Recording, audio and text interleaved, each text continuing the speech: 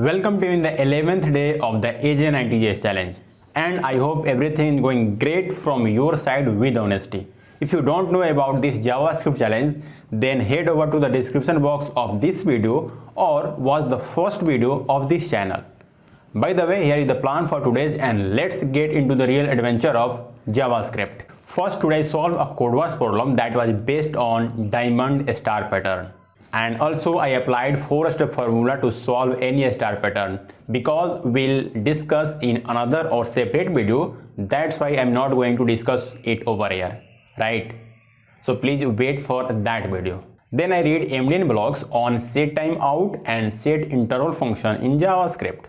Let's suppose on a web page you want to implement a feature like displaying a pop-ups after a certain period of time, such as for signing up to the websites or anything else.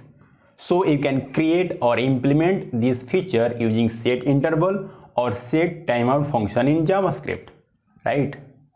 Set timeout and set interval function are used to execute a piece of code or a function after a specified amount of time, right? So let's start with the first one, that is set interval function.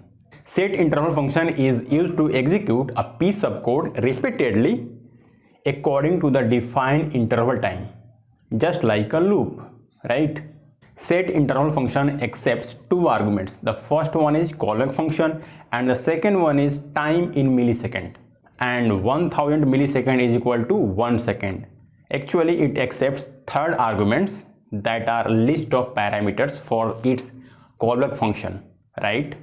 Now the set interval function will keep executing the code that is written inside its callback function again and again until we explicitly stop its execution, right? To stop its execution explicitly, we can use clear interval function by passing interval id, which is returned by set interval function, right? Now the next one is set interval function. It is used to execute a piece of code only once, remember, only once after a specified amount of time. It also accepts two arguments similar to set interval function. The first one is callback function and the second one is time in millisecond. And of course, we can also pass the parameters to its callback function by passing the third arguments, right? Once the specified time has passed, the piece of code will be executed only one time, right? And to stop its execution, we can also use clear timeout function by passing its timeout id, right? The important thing is that set timeout function will be executed only once. However, set interval function can be executed more than one time, right? And finally, shoot and uploaded a video for you, then went to the gym, and that's all. So that was some challenge I faced on the 11th day of the AJ90JS challenge.